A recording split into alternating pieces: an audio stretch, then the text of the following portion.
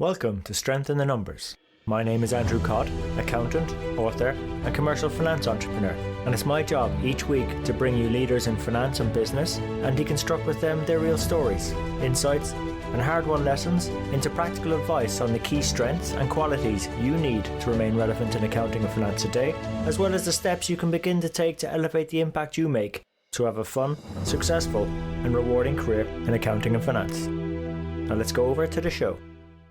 Hi everyone, and welcome to this week's Strength in the Numbers. Now today's guest mentor I'm very excited to share with you is Amy Radin, and Amy's a rather special guest to bring on the show today because not only is Amy helping drive a better future for finance and accounting with her work with AICPA, but it's not often we can get to bring on the show one of the most powerful women in banking, as honoured by the US Banker magazine, also rated by Businessweek as a top 25 global champion of innovation, and someone who's served in the C-suite among a number of Fortune 500 financial services companies. Oh, and I forgot to mention, Amy's also an author as well. So very honoured to have her on the show. We had a very fast and engaging conversation over the Christmas period. And the really cool thing was that even though Amy's massively experienced and worked in a number of very senior roles, the content of the conversation was very practical because Amy was just reading off experience after experience of how she did things like convincing her colleagues to make a big jump into digital in a financial services organisation, which was far from the traditional way her organisation used to do things. Also, how she gained the support of her colleagues when investing in certainty. We all know about that in finance in terms of trying to get people to make the right decisions about the future. And very much, Amy talks about the importance of having that senior level sponsorship to make it happen. Also, how she ended up in finance and accounting without really any prior background in it. And one of my favourite bits as well of the conversation is the importance of resourcefulness in any endeavour we undertake in our careers, whether it be in finance or even outside our careers too. So look, hope you enjoy this episode. If you did, please check out our show notes, transcript, ways to connect with Amy, useful resources mentioned and more at SITNshow.com. Also, for those of you who haven't visited the website in a while, it was revamped as well over the holidays. So would love to get your feedback on what works well, what could work better. And I'm told it's been optimized, which I'm told means you can access the resources quicker now, which in theory should help you make an impact in your finance career even sooner and much faster. So I think that's enough for me. So without further ado, over to Amy and the show. Amy, welcome to the show. Great to be here. Thanks for having me. It's our pleasure, Amy. And I suppose what prompted me reaching out to you in the first place and having our conversation earlier as well is an article I'd read in a finance magazine, but you're not from an accounting or finance background per se. So would you mind maybe sharing your story with our audience in terms of your career journey to where you are now? Sure. And I'm definitely not from a finance and accounting background, although I do have a graduate degree in business. I built my career really as a marketer. I spent about 14 years at American Express doing direct marketing.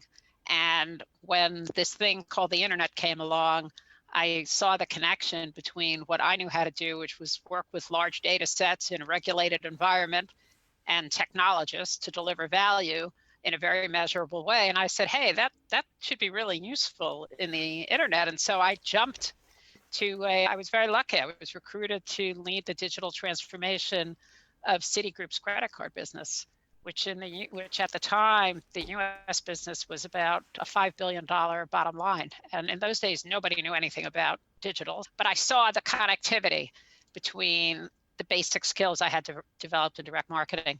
And so to answer your question directly, even though I don't come from a finance or accounting background, I think the combination of my education, but more importantly, growing up professionally in direct marketing, which is all about measuring, it's about testing and learning, it's about working very collaboratively with your data, your analytics, and your technology partners to create value for customers and to return value to your other stakeholders, particularly shareholders, that I was very grounded in the role of analytics in marketing decisions. And that set me up really well to work in digital, which initially was a little bit of a Wild West. Nobody knew how to measure anything, but I had that foundation. And then I moved on to become Citi's first chief innovation officer, which again was just building, was a role I made up, but really building upon, building again. It all ties back to my background in direct marketing.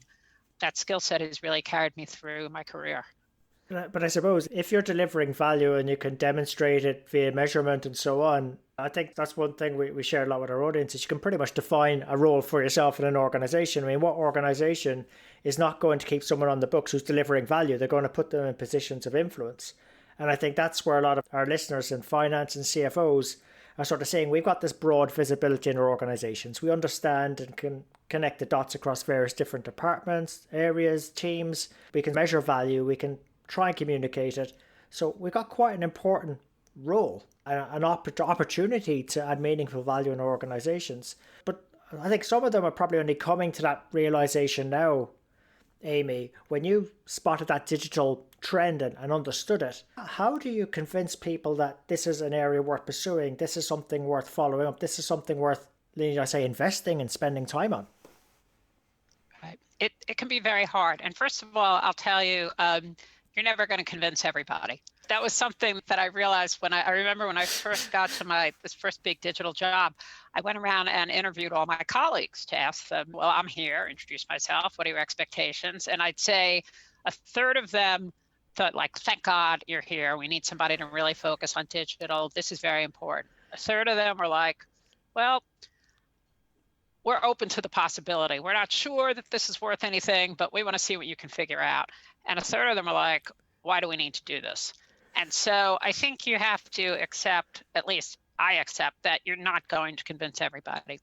And so after that, once we kind of figured out, well, who are our allies?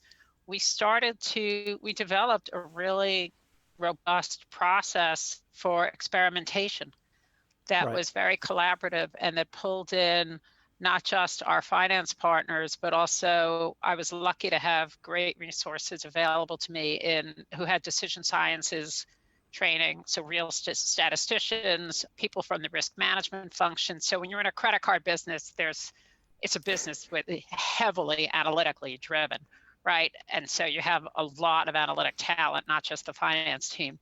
And so we tried to create a very collaborative process to come up with hypotheses that were, if you do this online, then what happens to customer behavior and how does that affect the P&L and the balance sheet? But it's really, really important to to get the buy-in first to testing and experimenting with well-constructed objective tests that aren't biased by past history. And I think that's where finance, many people coming from the analytics world would benefit from a little bit of a mindset shift, because you have to let go of the baggage of how you've always measured things in the past and what's always worked in the past, and really, really take a clean sheet approach to testing out hypotheses, just the way a scientist would. You have to think like a scientist in the lab. You don't want to bias your outcomes. You want to do clean hypotheses and test them and then measure customer behavior. In terms of measuring customer behavior, I'm imagining you're not talking of measuring all customer behavior, but probably smaller samples or like these A/B tests. Not everything has to be measured. No, you have to look for the 80-20. And by that, one of my old CIOs, he used to say, find the 20% that's going to actually add 110% of the value, not just 80%. So prioritizing is really important. But here's what we did in payments, and I think you could do this in any business. We said, okay, let's think about what are the customer behaviors that drive the financials of their relationship with the bank. And it's very simple. People get a credit card, they keep the credit card, they use the credit card, they pay the bill or they don't pay the bill, they extend payment or they don't extend payment, they take advantage of a loyalty program or they don't, they go into collections or they don't. And so you come up with 7 or 8. It's not a very long list. They get a balance consolidation, they get a line increase. That's pretty much it. I pretty much named them all. And so you start with the customer and what is their relationship about with the product. Then we'd say, okay, what if people apply for the card online versus through traditional channels in the mail? Like, what happens? That triggered a whole lot of work because we discovered in our initial application tests, we were using risk scoring models from direct mail online. And it turned out those models drove adverse selection. So then we had to rebuild our scoring models to be channel specific. But if you end up with a big, it's a tree that keeps sprouting more and more branches. But if you start with what are the customer behaviors that define the ultimate financial outcomes, and start saying, well, what if I do this? What if I do that? And the what ifs, if you're able to bring together people with diverse perspectives, and we brought people together for brainstorming to talk about what should we test, what makes sense to the group, and then constructed the experiment. So it took us just in new card acquisition, which is really one of the core engines of the business model for that business, is the ability to bring in profitable new cards. It took us about 2 years to figure that out, of constant iteration and experimentation and the rebuilding of the models and all that. But just define the branches on that tree and then work them in a collaborative process with a diverse group of people. And what we did that was very successful is we started with the customer and we said, okay, what are the key customer behaviors that define the financial outcomes with our business, which in our case was a credit card business. And there's a list that you can derive pretty simply. And I think this would be the same for most businesses. People get the product, they keep the product, they use the product, they pay their bill or they don't pay their bill, they call customer service or not. With a credit card business, you might get a line increase, you might consolidate a balance, you might get an additional card. So you get, those are pretty much it. You're in the loyalty program or not. And so you think about all those behaviors and you list them out. Then what we did was we brought together small but diverse groups of people from different functions in the business. So obviously product, technology, our decision sciences partners, CFO was part of it, different people, but all people who had a little bit of a creative bent and were excited about contributing to the digital transformation of the business. So an open-minded mindset.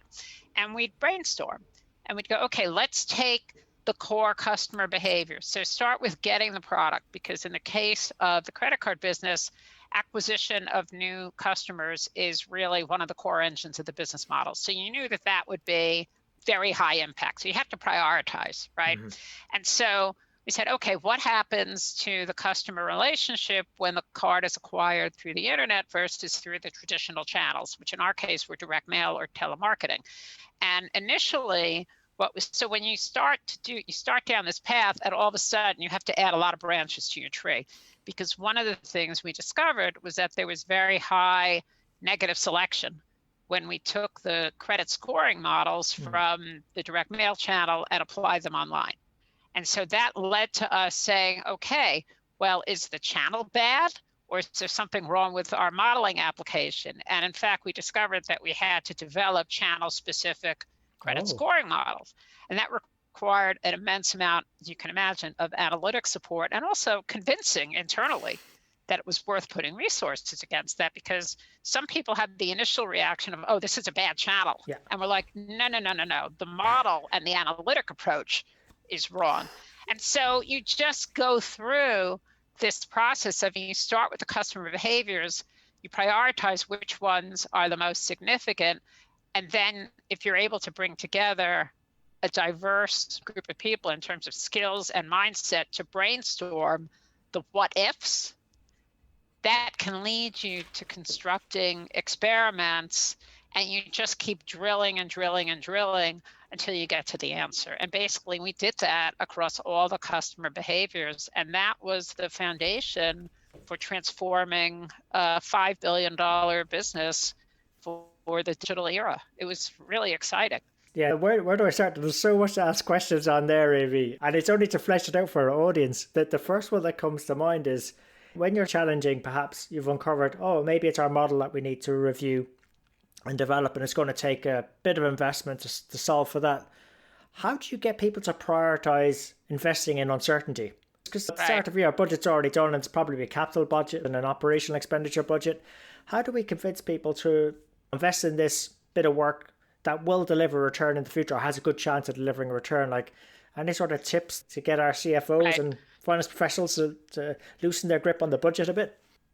So I did a few things. And I think, first of all, I'll say on a personal note, I'm the middle of 5 children, and my mother will tell you I'm nothing if not persistent. And I had a team of a very, very strong people who really believed that this was critical to the business and were very passionate. So I think you have to have that passion, because a lot of people, so there will be people who will think you're crazy and you're diverting resources in a bad way.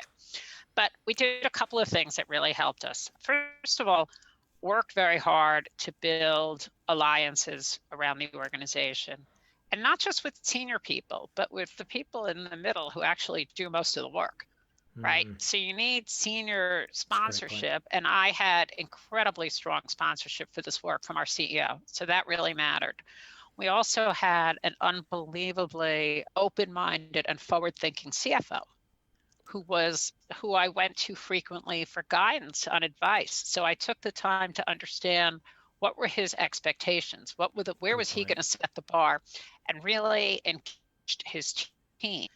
I used to keep a list that I call the Army of the Willing, of people who would reach out to me from the middle of the organization who really cared about the digital transformation work and wanted to be involved. And those are the people I would invite to the brainstorms, because I knew they wanted to help, they wanted to participate, and they saw it as very critical to their personal career development. And I think that's another really important point. I think not to stereotype finance people, but very often they pursue the argument on totally rational grounds. So you come up with the spreadsheet and it's all about the numbers. And we all know that numbers can be used very creatively to tell any story. Yes. So that's a whole other conversation.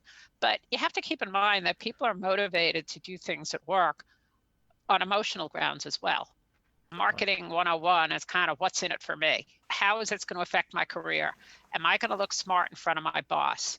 Is this going to help me meet my goals and get my bonus or my increase at the end of the year? How is this going to make me look in front of my colleagues? Can I be successful at this? Am I affiliating with people in the organization who have influence? So let's face it, all of those factors play a role. And so building that coalition, that army of the willing, is actually quite important. And you need to have strong cross-functional support for any innovation or transformation effort to succeed. And so you can find people all over the organization who see the future and want to be helpful. Along with that, I can't emphasize enough the importance of senior level sponsorship. So I think kind of working both ends of the organization and being practical. I think this model, this process that we came up of saying, let's look at the customer behaviors and build a disciplined test and learn process, it was very practical and people could relate to it, because really it's all based on how do direct marketers drive their business. And a credit card business was fundamentally it's a direct consumer business. And so our process was built off the process people have been using in the sector for decades. It wasn't strange, it was familiar. So that by itself takes down the risk. Yes. The perception of high risk. Yes. That's music to accountants and finance professionals here, is reducing the risk, making it a bit more familiar.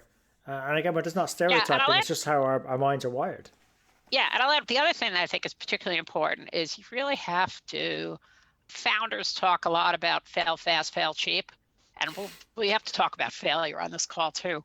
But we never sought the big budgets early on for what we were doing. We said, how small does the test need to be to get a statistically legitimate result? And the good news about testing things through digital is it's very inexpensive. That's a great point.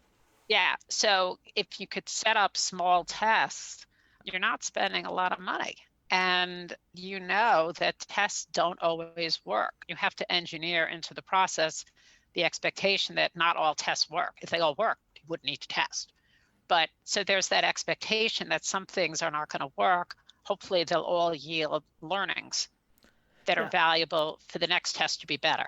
I just think, Abe, there's so many questions I could ask you right now, but there was one thing that did come to mind that was more a comment that, remember hearing somewhere there's no such thing as a lack of resources, more a lack of resourcefulness.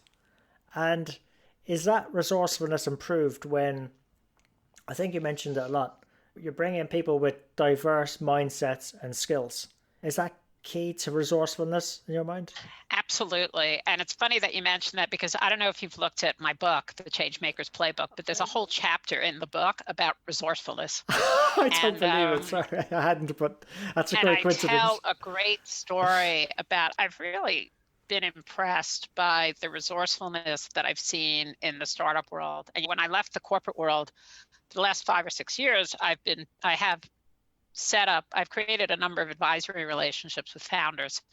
And I'll tell you, there's a founder I met a few years ago, and he's one of the people I profile in my book, who had this idea about a medical device that basically was almost like an airbag, an inflatable belt, that if a senior citizen was wearing it and they fell, it would automatically inflate and shield the fall. And the statistics, the number of deaths that occur and like horrible injuries that befall seniors from falling it's a health crisis, at least in the United States, and I'm sure it is around the world. So he wanted to solve a very important problem, but you can imagine the bar on proving the validity of a medical device is very, very, very high. And he had no money. He's a founder. The guy's 4 children, so he's not some kid in a garage. He actually had a family to support. For his first proof of concept, he actually went on a Saturday with his son to an auto parts junkyard, cut out airbags from junked cars that were still usable, took them to his tailor, and had her modify them for him to build into a prototype.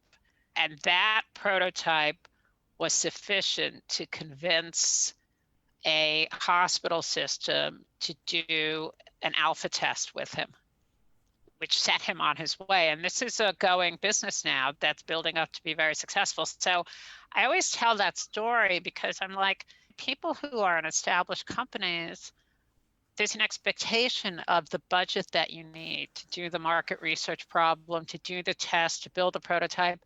And it's been eye-opening for me, having spent several decades in the corporate world where I had those expectations, to seeing what founders do. And I've really hit the reset button. You have to be a lot scrappier and say, like, what's the problem I'm really trying to solve? And what do I really need to solve it? And if I strip away the bureaucratic requirements that may exist in my company, what do I really need to do?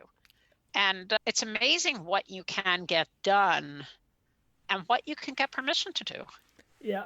If you start to abandon, it's a matter of reframing your assumptions of what does it really take to solve the problem that I really need to solve now, so that I can get permission to go to the next step. Yeah, I love the questions, but you're really distilling it down to its essence. So I love that, Amy. And look, I want to be respectful of your time, and I really did want to ask also was, as much as your background didn't come up through accounting and finance, you are influencing and impacting our profession at the moment with your role on the board of AICPA. How did you find your way into that position? Right. So that's a funny story. And I'd say it started with, I'm open-minded. I like to try new things. And so I will never say no to something that seems plausible. And so I had left the corporate world and I didn't really know what I was going to do, but I knew I was ready to turn the page and start a new chapter. And I was trying to understand how I could apply my expertise in moving from an insight to a concept to commercial reality as an outsider working with executives in a number of companies. And so I started to get active on social media, mostly on LinkedIn. And one day I got this cold outreach from an executive at the AICPA to keynote their big digital conference that they hold in the US every December, Digital CPA. And I'm like, great, I'd love to do that, because I knew I was writing my book, and so speaking is important. And so AICPA SEMA was actually the first entity that paid me as a consultant or an advisor to do anything. So I will long remember them. And one thing led to another. They invited me to speak to their major firms group. They have a big meeting of just their top firms every year.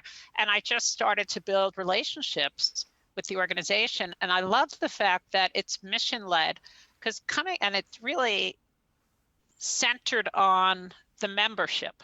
Because coming from the corporate world, where so much, especially publicly traded companies, so much of the orientation is on shareholders, right? Yeah. And so I love the fact that the customer, the user, the member was really at the center. I love the culture and the values.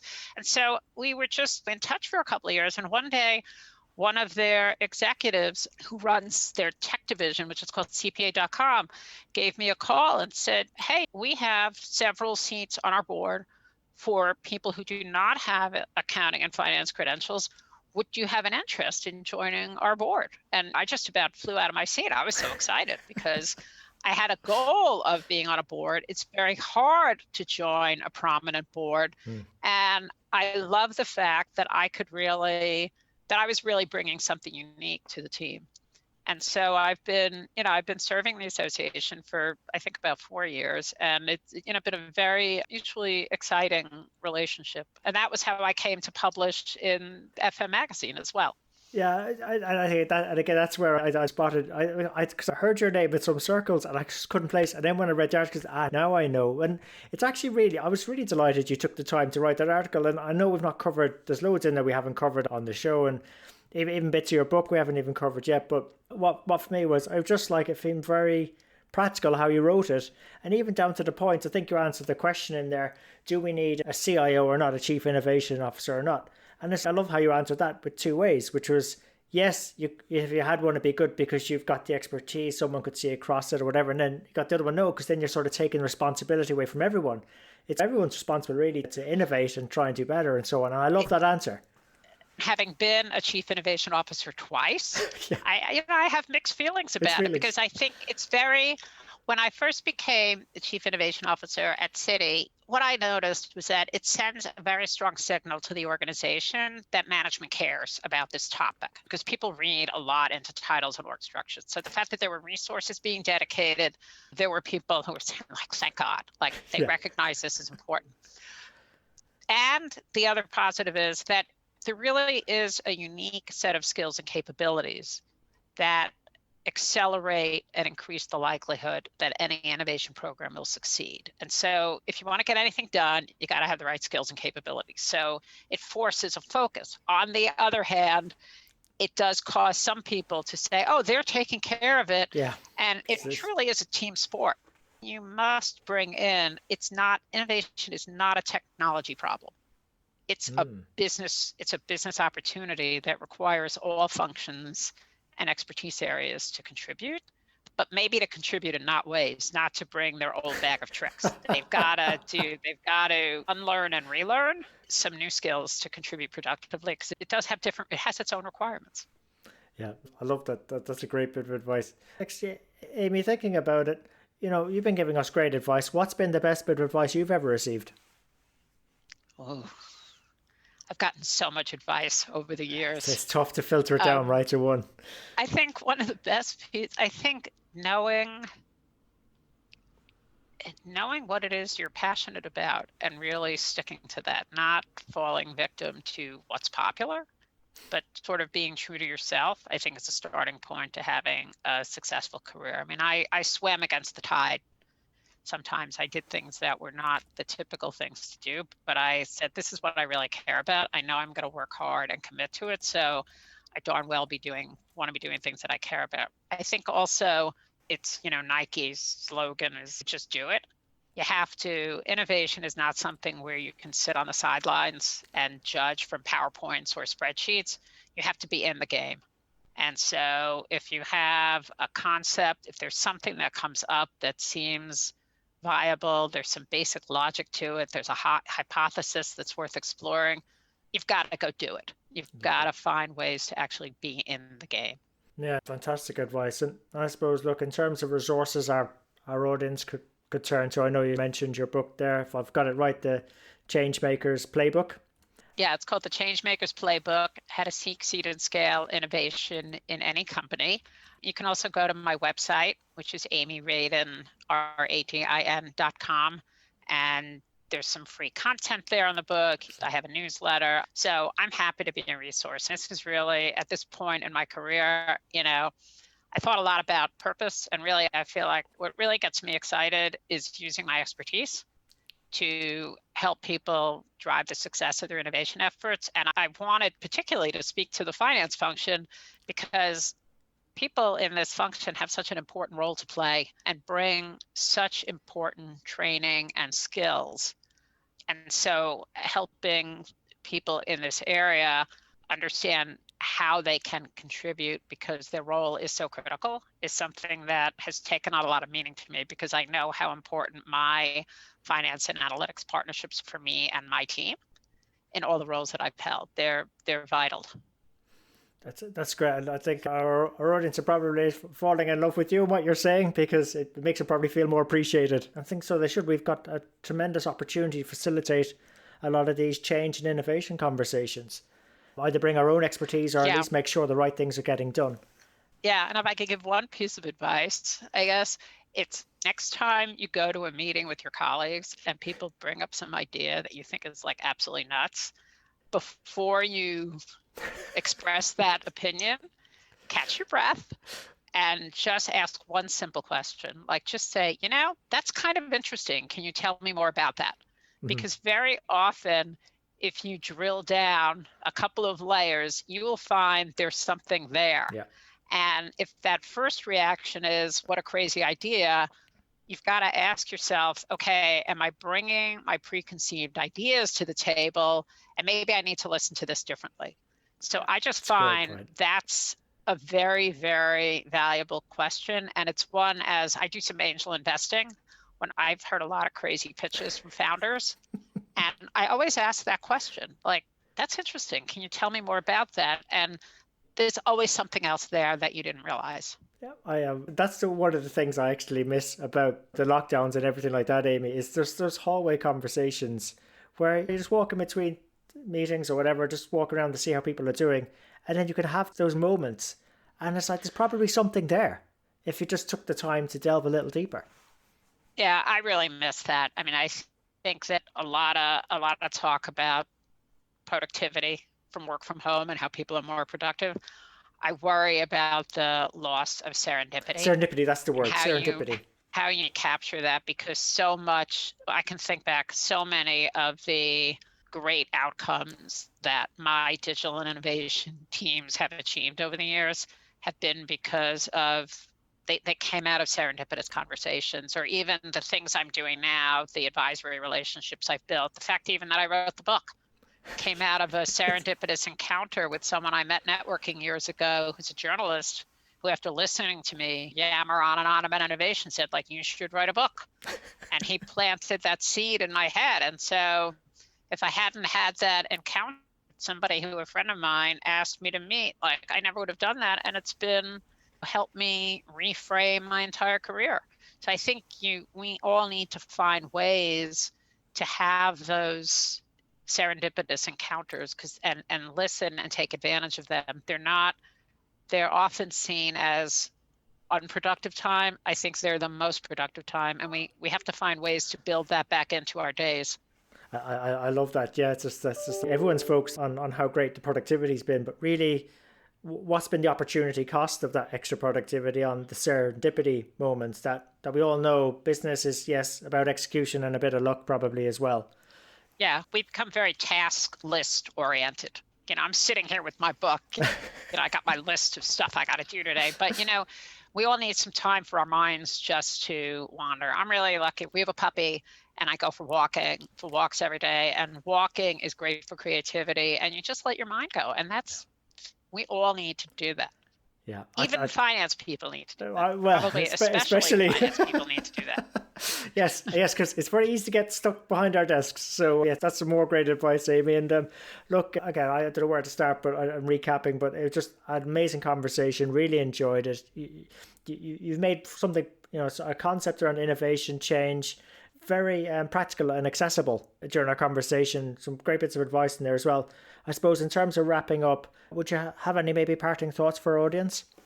I think we're in a world now where the old model for careers of go to school, get my degree and certification, go to work and be a practitioner is fading away fast. And I think it's really important for people in the finance function and really any place to heed the words of Alvin Toffler, which is we all have to learn, unlearn, and relearn, and find ways to boost your curiosity and keep learning, and think about how you can take the fundamental skills that you have that are so vital to this area and reshape them a little bit. I think it will be very satisfying, and you will make yourselves incredibly valuable to whatever organization you're serving. That's fantastic. And I love how you brought the conversation back to around value again, which is where we started. So Amy, thank you so much for being such a great guest on Strength in the Numbers today. Thanks. Really fun to meet you. Thank you so much, and happy holidays. So there you have it. Hope you enjoyed today's show.